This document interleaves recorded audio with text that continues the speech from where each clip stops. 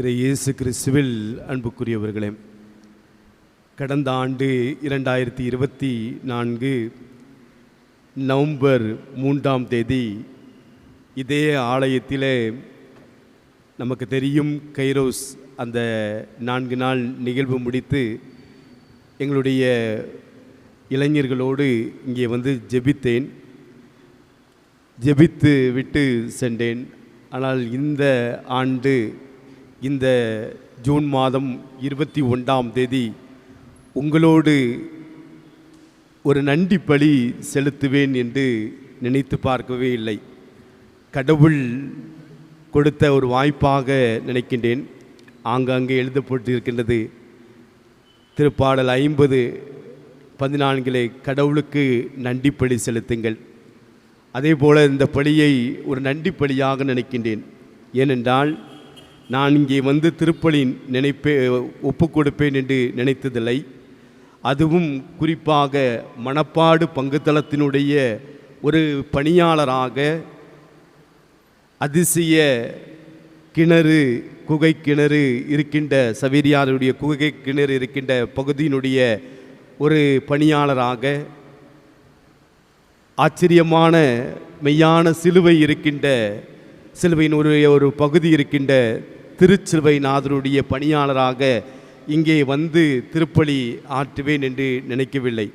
ஆனால் இந்த வாய்ப்பை கொடுத்த கடவுளுக்கு அடுத்தபடியாக சவேரியாருக்கு அடுத்தபடியாக தந்தை பிச்சைமுத்துக்கும் அவரின் என்னோடு பயணித்த திரு சகாயராஜ் அவர்களுக்கும் நன்றி செலுத்தி இந்த நேரத்திலே கடவுள் என்னை வழி நடத்துகின்றார், எனக்கு உண்மையாக இருக்கின்றார், எனக்கு வாழ்வு கொடுக்கின்றார் என்பதற்காக நன்றி செலுத்தி உங்களோடு இந்த நேரத்தை பயன்படுத்துகின்றேன்.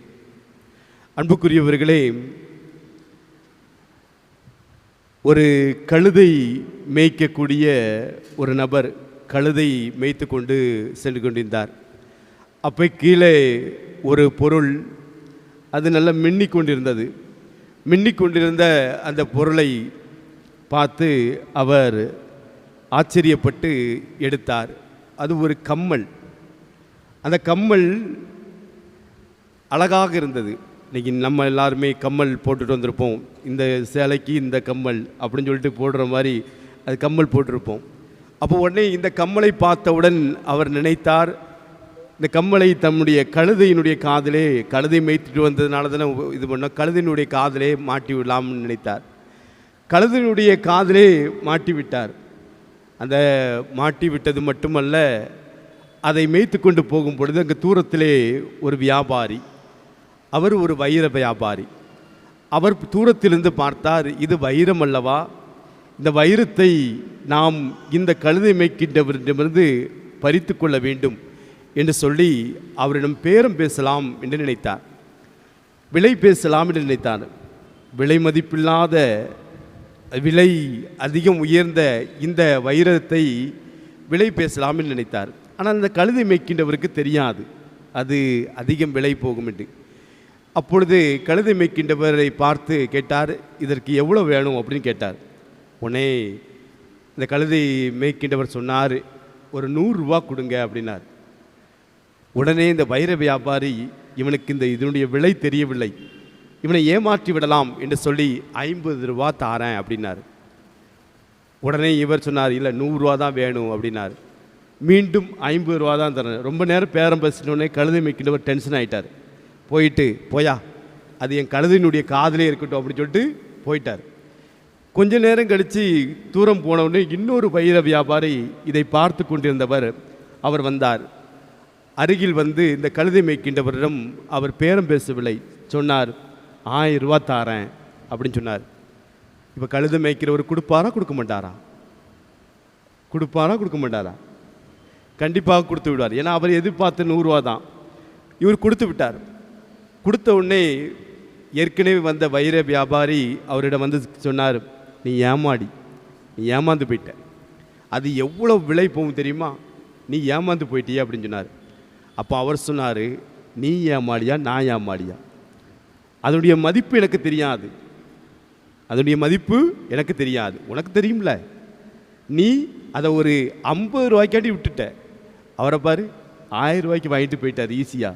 எனக்கு அதனுடைய மதிப்பு தெரியாது, நான் கொடுத்ததிலே எனக்கு இழப்பில்லை, ஆனால் உனக்கு இழப்பு என்று சொன்னார். அன்புக்குரியவர்களே, பொக்கிஷம் என்பது கிடைக்கின்ற போது அதை இழக்காமல் இருக்க வேண்டும். நமக்கு இயேசுவின் திரு இருதயம் ஒரு பொக்கிஷம். அது சத்தியமாக, அது வழியாக, அது வாழ்வாக இருக்கின்றதைத்தான் நாம் பிரதிபலித்து கொண்டிருக்கின்றோம். அப்படிப்பட்ட பொக்கிஷம் இருக்கின்ற பொழுது அதை பயன்படுத்தி கொள்ள வேண்டும். எங்களுக்கெல்லாம், மணப்பாடு மக்களுக்கெல்லாம், தூத்துக்குடி மறைமாவட்ட மக்களுக்கெல்லாம், கோட்டார் மறைமாவட்ட மக்களுக்கெல்லாம், பாளையங்கோட்டை மறைமாவட்ட மக்களுக்கெல்லாம் சவேரியார் ஒரு பொக்கிஷம். அதிலும் தூத்துக்குடியில் மணப்பாடில் வாழ்கின்ற எங்களுக்கு சவேரியாருடைய குகை ஒரு பொக்கிஷம். 1541 அந்த குகையில் வந்து அவர் வரும்பொழுது, கோவாவில் இருந்து அந்த குகையை நோக்கி வரும்பொழுது எங்களுக்கு அதனுடைய பொக்கிஷத்தை உணர வைத்தது கடவுள்தான். அந்த பொக்கிஷத்தை நாங்கள் இன்று வரை அழியாமல் பாதுகாத்து கொண்டிருக்கின்றோம். மணப்பாடு மக்கள் அழியாமல் இன்னும் அதை 780 இன்னும் ஆண்டுகளாக, பல்வேறு ஆண்டுகளாக பாதுகாத்து கொண்டு இருக்கின்றோம் என்றால் அந்த பொக்கிஷத்தை நினைத்து பார்க்கின்றோம். அதிலும் சிறப்பாக அந்த குகையிலே இருக்கின்ற கிணற்று நீர், அந்த கிணற்று நீர் இன்று வரை சுவையாக இருக்கின்றது. அந்த சுவையான நீரைத்தான் சவேரியார் வாழ்கின்ற பொழுது அதை பயன்படுத்தினார். எனவேதான் இன்று வரை சுவையான நீர். இந்த சுவையான நீரிலிருந்து தான் மக்கள் ஆங்காங்கே வீடுகளுக்கு எடுத்துக்கொண்டு செல்கின்றார்கள். அது மட்டுமல்ல, சவேரியார் அங்கே வந்த பொழுது 1542-44 ஆண்டுகளிலே வாழ்ந்த பொழுது அவர் தான் ஒவ்வொரு நாளும் கடவுளுக்கு நன்றிப்படுத்தி பலி செலுத்துவதற்காக அவர் ஏற்றுக்கொண்டது தான் அங்கே இருக்கின்ற சிலுவை. அந்த சிலுவையை மையப்படுத்தி ஒரு கொட்டில் அமைத்தார். அந்த சிலுவையினுடைய வரலாறை பார்த்தோம் என்றால் 1540 போர்த்துகீசிய கப்பல் மாலுமிகள் ஒரு புயலால் கொந்தளிக்கப்பட்டு அவர்கள் வருத்தத்தோடு இருந்தார்கள். எங்களை காப்பாற்ற யார் இருக்கின்றார்? நமக்கு தெரியும், அன்னை வேளாங்கண்ணியுடைய நிகழ்வை போல 1540 நடந்த அந்த நிகழ்விலே அவர்கள் கரை ஒதுங்கினார்கள் மணப்பாட்டிலே. அப்படி கரை ஒதுங்கும் பொழுது அவர்கள் கப்பலுக்கு ஆதரவாக இருக்கக்கூடியதான் அவருடைய பாய்மரம். அந்த பாய்மரத்தை வைத்த சிலுவையை தான் தன்னுடைய வழிபாட்டுக்காக சவேரியார் பயன்படுத்தினார். அதில் ஒரு கொட்டில் அமைத்து அதிலே வழிபாட்டுக்காக ஒவ்வொரு நாளும் திருப்பலி செலுத்தி வந்தார். எனவே அந்த குகையில் தங்கி 2 ஆண்டுகளாக அங்கே உள்ள மக்களுக்கெல்லாம் பணி செய்து கொண்டு வந்தார். அந்த பொக்கிஷம் இன்று வரை இருக்கின்றது. அதைத்தான் பல்வேறு மக்களும் பார்க்க வருகின்றார்கள். அந்த பொக்கிஷம் இருப்பதினால்தான் நானும் இந்த இடத்திலே இருக்கின்றேன் உங்கள் மத்தியிலே. அதைத்தான் தந்தை அவர்கள் அந்த சுரூபத்துக்கு கீழே அதிசய குகையினுடைய கிணற்று நீர் உள்ள அந்த வார்த்தையை போட்டிருக்கின்றார்கள். அன்புக்குரியவர்களே, சவேரியார் வாழ்ந்த காலத்தில் எங்களுக்கு அது மட்டும் பொக்கிஷமாக தெரியவில்லை. அதை தாண்டி பல பொக்கிஷங்கள் இருந்தன. அதைத்தான் உங்கள் முன்பாக சொல்ல வேண்டும் நினைக்கிறேன். சவேரியாரை பார்த்தோன்னே உங்களுக்கு என்ன தெரியும்? சவேரியாரை பார்க்க சொல்ல என்ன தெரியும்? சிலுவை நமக்கு தெரியும், அதோடு சேர்த்து விவிலியம் நமக்கு தெரியும். ஆனால் எங்களுக்கு சவேரியாரை பார்க்கின்ற பொழுதெல்லாம் இன்னைக்கு திருப்பலியினுடைய தொடக்கத்திலே சாமி சொன்னாங்க, அவர் மணி அடித்தால்தான் அங்கே பாடல் பாடப்படும் என்று. ஒரு பீட சிறுவர் மணியடித்த பிறகு பாடல் பாடப்பட்டது. சவேரியார் கையில் வைத்த மணி எங்களுக்கு பொக்கிஷமாக, வாழ்வாக இருந்தது, வழியாக இருந்தது, உண்மையாக இருந்தது, வாழ்வை நோக்கி பயணிப்பதற்கு உதவி செய்தது. அவர் எப்பொழுதெல்லாம் மணி அடித்தாரோ அப்பொழுதெல்லாம் ஒரு ஆன்மாவினுடைய வேதனை, தொல்லை, பிரச்சனை நீங்கியது. எப்பொழுதெல்லாம் மணியடித்து அவர்கள் மக்களை ஒன்று திரட்டினாரோ அப்பொழுதெல்லாம் அங்கே பாடுபட்ட கஷ்டப்பட்ட வேதனையில் இருந்த மக்கள் ஆன்மாக்கள் மீட்கப்பட்டன. எனவே சவேரியாருடைய மணி ஒரு மீட்பின் சின்னமாக எங்களுக்கு படுகின்றது. அந்த மணியை அடித்து எங்களுடைய மக்களை ஒன்று திரட்டியவர், எங்களுடைய சிறுவர்களை ஒன்று திரட்டியவர், எங்களுக்கு பரலோக மந்திரம் சொல்லிக் கொடுத்தவர், எங்களுக்கு அருள்நிறை மந்திரம் சொல்லிக் கொடுத்தவர். அதற்கு மேல் என் மக்களுக்கு தெரியாது. பாமர மக்கள் கடலை நம்பி வாழ்கின்ற மக்கள். அப்படி கடலையும் வாழ்கின்ற மக்களுக்கு மணியடித்து இறைவன் ஒருவர் இருக்கின்றார், அவர் சத்தியமாக இருக்கின்றார், அவர் வழியாக இருக்கின்றார், அவரே ஜீவியமாக இருக்கின்றார் என்று எங்களுக்கு சுட்டி காட்டியவர் சவேரியார். எனவே தான் அவரை ஞான தகப்பன் என்று இன்று வரை அழைத்து கொண்டிருக்கின்றோம். அந்த தகப்பனுடைய வாழ்விலே நடந்த நிகழ்வு, அவரும் வேதனைப்பட்ட ஒரு நாள் உண்டு. உங்களுக்கு தெரியுமா அந்த வேதனைப்பட்ட நாள்? சவேரியார் வேதனைப்பட்ட நாள். அவர் கடல் பயணம் மேற்கொள்கின்ற பொழுது அவர் கையில் இருந்த சிலுவை கீழே விழுந்தது. சிலுவை கீழே விழுந்தவுடன் அவர் வருத்தப்பட்டு ஒரு கரையில் இறங்கினார். ஐயோ, என் கையில் இருந்த சிலுவை கீழே விழுந்து விட்டதே, இது மீட்பின் சின்னம் அல்லவா? எல்லாரும் அவமானத்தின் சின்னமாக ரோமையர்கள் பார்த்தார்கள். ஆனால் இயேசு கிறிஸ்து மட்டும்தான் மீட்பின் சின்னமாக, விடுதலையின் சின்னமாக, இரட்சணியத்தின் சின்னமாக பார்த்தார். அப்படிப்பட்ட மீட்பின் சின்னத்தை இழந்து விட்டேனே என்று நினைத்த பொழுது ஆச்சரியம், அவர் கரை ஒதுங்கிய பொழுது அங்கே அந்த சிலுவையை யார் எடுத்து கொடுத்தாங்க தெரியுமா உங்களுக்கு? யார் எடுத்து கொடுத்தாங்க? நண்டு எடுத்து கொடுத்தது. அந்த நண்டை என்ன பண்ணார்? நமக்கு அந்தோணியார் எங்கள் தரையில் எனது தீய ஆவி வந்த பிறகு தரையில் சிலுவை போட்டது தெரியும். அவர் நண்டின் மீது சிலுவை போட்டார். அந்த நண்டு தான் சிலுவை நண்டு என்று ஒரு புதிய சந்ததி உருவானது. அதுவரை அப்படிப்பட்ட சந்ததி கிடையாது, அப்படிப்பட்ட ஒரு இனமே கிடையாது. சவேரியார் போட்ட சிலுவையினால் தான் புதிய சந்ததி, புதிய சிலுவை நண்டு என்று உருவாகியது. இன்று வரை எங்கள் மக்கள் அப்படிப்பட்ட சிலுவை நண்டு எங்களுடைய வலையில், எங்களுடைய மடியில் மாட்டியதென்றால் அதை எடுத்து என்ன செய்வோம்? கடலில் போட்டு விடுவோம். அதை சாப்பிட மாட்டோம். ஏனென்றால் சவேரியார் உருவாக்கிய சந்ததி, சவேரியார் உருவாக்கிய ஒரு புதிய இனம். அப்படிப்பட்ட இனத்தை நாம் எந்த சூழ்நிலையிலும் அழித்துவிடக்கூடாது என்பதற்காக இன்று வரை அந்த சவேரியார் சிலுவை போட்ட நண்டினுடைய சந்ததியை நாங்கள் ஒரு பொக்கிஷமாக பார்த்து கொண்டிருக்கின்றோம். அப்படிப்பட்டதை ஒரு சில பேர் வைத்துக்கொண்டு காட்டுவார்கள், இது சிலுவை அப்படின்னு. அது சும்மா வரைந்தது. ஆனால் அப்படிப்பட்ட நண்டை என்ன பண்ணிடுவோம்? கடலுக்குள் போட்டு விடுவோம். அதை பயன்படுத்த மாட்டோம். ஏனென்றால் அது சவேரியாரால் ஆசீர்வதிக்கப்பட்டது. அன்புக்குரியவர்களே, அது மட்டுமல்ல, சவேரியார் கீரை என்று ஒன்று இருக்கின்றது. அந்த சவேரியார் கீரை என்ன? அவர் பசியோடு இருக்கும் பொழுது, அந்த வழியாக செல்லும் பொழுது ஒரு கீரை இருந்தது. அந்த கீரை நம்ம முருங்கைக்கீரை மாதிரி ஒரு செடி. அந்த செடியை அவர் உண்டார். அது உணவாக மாறியது. இன்று வரை அப்படிப்பட்ட கீரை இருந்து கொண்டிருக்கின்றது. நம்ம புன்னக்காயல் பகுதிக்கு, சவேரியார் வாழ்ந்த பகுதிக்கு சென்றோம் என்றால் அப்படிப்பட்ட கீரை சவேரியார் கீரை என்று இருக்கின்றது. அதே போல அன்புக்குரியவர்களே, ஒரு புனிதருக்கு இன்னொரு புனிதர் கோயில் கட்டியதும் எங்களுடைய பகுதியில்தான்.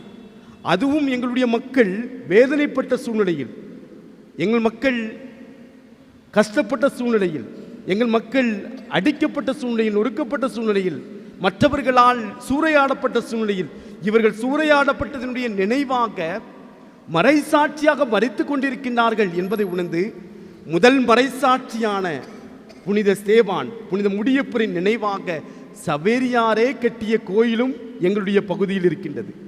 அப்படிப்பட்ட பெருமைக்குரிய சவேரியார் குகை எங்களிடம் இருக்கின்றது என்று சொல்லும் பொழுது, அவர் எம் மக்களை தேடி சென்று பணியாற்றியது. சிறையில் இருக்கின்ற மக்களை தேடி சென்றார், நோயாளிகளை தேடி சென்றார். மீட்பு சவேரியாரிலிருந்து தான் வரும் என்றதை நினைத்து பார்த்து சவேரியாரையே மக்கள் தேடி சென்றார்கள். எந்த பிரச்சனை என்றாலும் அவர்கள் தேடி செல்லக்கூடியது சவேரியாருடைய அந்த குகைக்குத்தான். அவர் மணியடித்து ஒவ்வொருவரையும் திரட்டுவார். ஒவ்வொருவரையும் திரட்டினாலும் அவர்கள் தேடி தேடி வரக்கூடியது சவேரியாருடைய குகை. அந்த சவேரியாருடைய குகை இன்று வரை ஒவ்வொரு மாலை பொழுதிலும் சந்தித்துக் கொண்டிருக்கின்றார்கள். அந்த சவேரியார் வணங்கிய அந்த திருச்சிலுவையினுடைய ஆலயத்தை இன்று வரை ஒவ்வொரு மாலை பொழுதிலும் ஆராதித்துக் கொண்டிருக்கின்றார்கள். அப்படிப்பட்ட பெருமைக்குரிய இடத்திலிருந்து சவேரியாரை நினைத்து பார்த்து இங்கே ஒரு சிறுவம் அமைத்திருப்பதை நினைத்து நான் மகிழ்ச்சி அடைகின்றேன். அன்புக்குரியவர்களே, அது மட்டுமல்ல, சவேரியார் என்றால் அந்த குகை, அந்த குகையில் உள்ள கிணறு என்று நினைவு வரும். அந்த கிணற்றுக்கும் கடலுக்கும் ஒரு தொடர்பு இருக்கின்றது. அந்த கிணற்றிலே ஒரு எலுமிச்சை பழம் போட்டோம் என்றால் அந்த கடலிலே அந்த கிணறு, அந்த எலுமிச்சை பழம் மிதக்கும். அப்போ கடலுக்கும் கிணறுக்கும்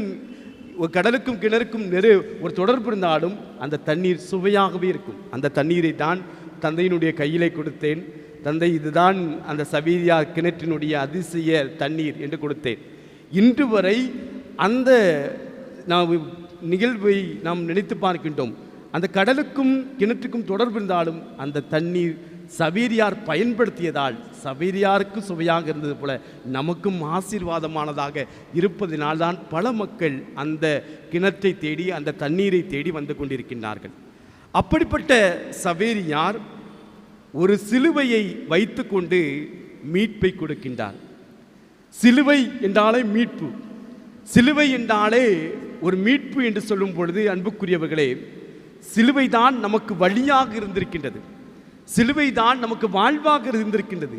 சிலுவை தான் நமக்கு உண்மையிலேயே ஒரு உண்மையாக இருந்திருக்கின்றது.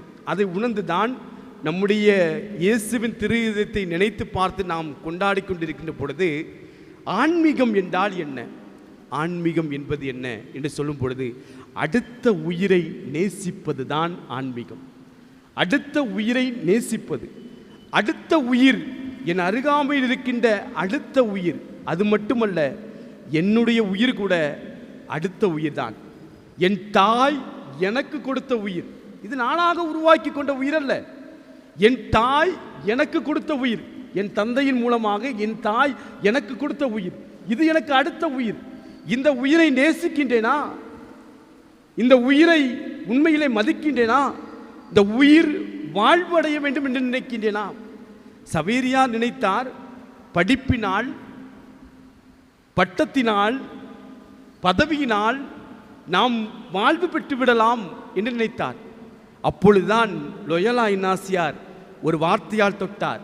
அவரை தொட்டது எப்படி என்றால், நமக்கு தெரியும், மத்தேயு நற்செய்தி 16வது அதிகாரம் 26வது வசனம், மனிதன் உலகம் முழுவதையும் ஆதாயமாக்கி கொண்டாலும் அவன் வாழ்வை இழப்பாரெனில் அதனால் வரும் பயன் என்ன? அதனால் வரும் பயன் என்ன? அவர் தம் வாழ்வுக்கு ஈடாக எதை கொடுக்க முடியும்? அன்புக்குரியவர்களே, நம் வாழ்வுக்கு, உயிருக்கு ஈடாக எதை கொடுக்க முடியும்? நம் வாழ்வுக்கு எனக்கு அன்னை கொடுத்த உயிர், என் தந்தை கொடுத்த உயிருக்கு ஈடாக எதை கொடுக்க முடியும்? இத்தகைய உயிரை கடவுள் இன்று வரை பாதுகாக்கின்றார் என்றால் அதற்கு நாம் என்ன செய்ய வேண்டும்? அதற்கு நாம் என்ன செய்ய வேண்டும்? தந்தையினுடைய வரிகளையே பயன்படுத்தலாம். நமக்கு போடப்பட்டிருக்கிறது திருப்பாடல் 50:14 போடப்பட்டிருக்கிறது. அதனுடைய இறுதி பகுதி போடப்பட்டிருக்கிறோம். கடவுளுக்கு நன்றி பலி செலுத்துங்கள், உன்னதமானவருக்கு நேர்ச்சியை செலுத்துங்கள். உன்னதமானவருக்கு நேர்ச்சியை செலுத்துங்கள். அந்த உன்னதமான தெய்வத்திற்கு ஒவ்வொரு நாளும் நேர்ச்சி செலுத்த வேண்டும். ஒவ்வொரு நாளும் நம்மையே அர்ப்பணிக்க வேண்டும். நாம் கொடுக்கின்ற காணிக்கை, நாம் கொடுக்கின்ற பொருள் என்பது முக்கியமல்ல, நம் வாழ்வு என்பது முக்கியம். அதைத்தான் சவேரியார் கொடுத்தார். தன் வாழ்வை இந்த உலகத்தினுடைய இரட்சணியத்திற்காக, மீட்புக்காக இயேசு கிறிஸ்து கொடுத்தது போல இந்த வாழ்வை இந்த மக்களுக்காக, இந்தியாவில் வாழ்கின்ற மக்களுக்காக, மலேசியாவில் வாழ்கின்ற மக்களுக்காக கொடுக்க வேண்டும் என்று நினைத்தார். அன்புக்குரியவர்களே, நீங்களும் நானும் அப்படிப்பட்ட வாழ்வை பெற்றிருக்கின்றோம். அதை கொடுப்பதற்கு முன்வருவோம். அதை கொடுப்பதற்கு முன்வர வேண்டுமென்றால் ஒவ்வொரு நாளும் ஆண்டவர் எத்துணை நல்லவர் என்று சுவைத்து பார்க்க வேண்டும். அவருடைய தியாக பலியிலே பங்கெடுக்க வேண்டும். அவருடைய திவ்ய நற்கண்ணை திருவிருந்திலே பங்கெடுக்க வேண்டும். அவரை ஒவ்வொரு நாளும் ஆராதிக்க வேண்டும். அவர்தான் எனக்கு வழி, அவர்தான் எனக்கு உண்மை, அவர்தான் எனக்கு வாழ்வு என்று ஒவ்வொரு நாளும் மற்றவர்கள் முன்பாக எடுத்து சொல்ல வேண்டும். இதைத்தான் சவேரியார் மறைபோதக பணியாக செய்தார். அவர் மறைபோதகருடைய பாதுகாவலராக நம் பகுதியில் இருக்கின்றார் என்றால், அன்புக்குரியவர்களே, அவருடைய உடல் அழியாமல் இருக்கின்றது என்றால், அவர் தன்னுடைய வாழ்வை ஒரு பொருட்டாக கருதவில்லை. அது முக்கியம், ஆண்டவருக்குரியது என்று சொல்லி நினைத்தார். நாம் இந்த உலகத்தினுடைய இயல்பை, இந்த உலகத்தினுடைய மாயையை எல்லாம் நினைத்து கொண்டு அதையே நினைத்து பார்த்து கொண்டிருக்கின்றோம். ஆனால் அவர் நினைத்தார், என்னுடைய வாழ்வு என்பது ஆண்டவருக்குரியது என்று நினைத்தார். அந்த ஆண்டவருக்குரியதை ஆண்டவருக்கே கொடுக்க வேண்டும் என்று அந்த உலக இன்பத்தை விட்டுவிட்டு ஆண்டவருக்குரியதிலே நாட்டத்தை கொண்டார். ஆண்டவருக்குரியதை நாட்டம் கொள்வதற்காக அவர் மேற்கொண்டது ஒவ்வொரு நாளும் திருப்பலி, ஒவ்வொரு நாளும் ஜெபம், ஒவ்வொரு நாளும் ஆண்டவருடைய வார்த்தையை அறிவிப்பது, ஒவ்வொரு நாளும் மக்களை தொட்டு குணப்படுத்துவது, ஒவ்வொரு நாளும் சிறையில் வாடுபவர்களை சந்திப்பது, ஒவ்வொரு நாளும் பொருளாதார ரீதியில் பாதிக்கப்பட்டவர்களை சந்தித்து ஆறுதல் படுத்துவது, ஒவ்வொரு நாளும் மனவேதனையில் இருப்பவர்களோடு பேசுவது, இதுதான் அவர் செய்தது. அத்தகைய பணியை செய்ததினால்தான் இன்று வரை எங்களுடைய ஞான தகப்பனாக அவர் இருக்கின்றார். எங்களுடைய மூதாதையர்கள் சொல்லிக் கொடுத்தார்கள். எங்களுடைய மூதாதையர்கள் சொல்லிக் கொடுத்ததை நாங்கள் சொல்லிக் கொண்டிருக்கின்றோம். நாங்கள் அனுபவப்பட்டு கொண்டிருப்பதை உங்களோடு பகிர்ந்து கொண்டு இருக்கின்றேன். நீங்களும் அனுபவம் பெற்றிருக்கின்றீர்கள். இங்கே இருக்கின்ற இயேசுவின் திருதயத்துடைய அன்பு, இதயத்திலிருந்து பொழிந்து பொங்கி வருகின்ற அன்பை சுவைத்து கொண்டிருக்கின்றீர்கள். அந்த அன்பை சுவைத்து கொண்டிருக்கின்ற நீங்கள் ஒவ்வொரு நாளும் அனுபவிப்பதற்காக அவரை தேடி வாருங்கள். ஆண்டவரினுடைய முகத்தை நாடு என்று திருப்பாடல் வரிகள் நமக்கு சொல்லும். ஆண்டவருடைய முகத்தை ஒவ்வொரு நாளும் நாட வேண்டும். ஆண்டவருடைய முகத்தை நாடும் பொழுது ஆண்டவர் நமக்கு ஒவ்வொரு நாளும் ஆசீர்வாதங்களை கொடுப்பார். நம்மை எந்த சூழ்நிலையும் வெட்க விட மாட்டார். நம்மை ஒவ்வொரு நாளும் ஆசீர்வதித்து கொண்டே இருப்பார். எனவே இந்த நாளிலும் அவர் ஆசீர்வதிக்கின்றார். ஆண்டவர் நம்மோடு இருக்கின்றார். நம் வாழ்வை நாம் இன்னும் அதிகமாய் ஆண்டவருக்கு கொடுப்பதற்காக சவேரியாரை போல முயற்சி எடுப்போம். சவேரியார் உயர்த்தப்பட்டார், நாமும் உயர்த்தப்படுவோம். சவேரியார் அழியா உடலோடு இன்றும் வாழ்ந்து கொண்டிருக்கின்றார், நாமும் வாழ்வோம். அப்படிப்பட்ட வாழ்க்கைக்காக இதோ இந்த தியாகப்படியிலே நம்மையே நேர்ச்சியாக ஒப்பு கொடுப்போம். ஆமென்.